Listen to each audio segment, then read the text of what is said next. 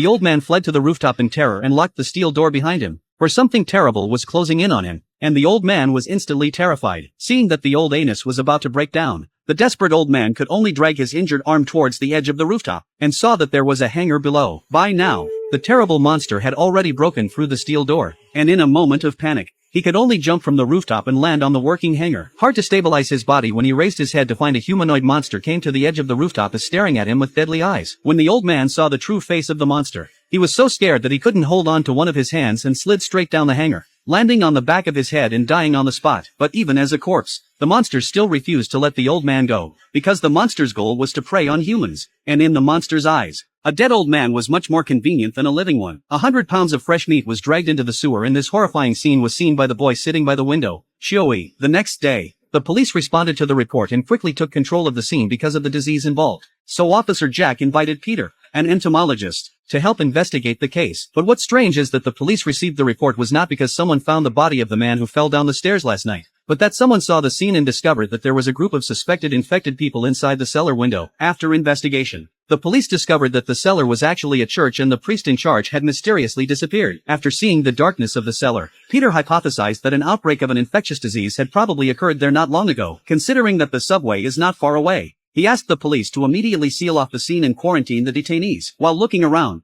Jack noticed a funny sight, feces on the ceiling. But the funny thing was in Peter's eyes a clue to the case, so he collected some of the feces to make a specimen to study. But the weirdness didn't end there. Peter's passion for research was shared by his wife, Susan, who was also an entomologist. Apart from her work, Susan's greatest passion was to make all kinds of insect specimens. One day she was about to go home when she met two young boys on her way home, and they came to her and said they wanted to make a deal with her. They had found a strange insect near the subway station and had found out that Susan liked to make specimens, so they wanted to sell it for money. After some haggling, Susan took what the boys called a strange-looking insect for $10 in full. But when she opened it and saw the real thing, Susan's face suddenly became serious because she realized that what she had bought was actually a new species that she had developed that year. It turns out that just 3 years ago, a plague called schistosomiasis broke out without warning in Manhattan, New York, USA, and claimed thousands of lives in a short period of time. The Streptococcus plague uses cockroaches as carriers, so it can spread very quickly. And like the cockroach's nickname, Streptococcus plague is so persistent that the medical profession has not found an antidote or developed a vaccine to fight it in 2 years. Most of the infected patients were young children. Some were disabled for life and others died. If we don't find a way to deal with it, society will be cut off from the next generation.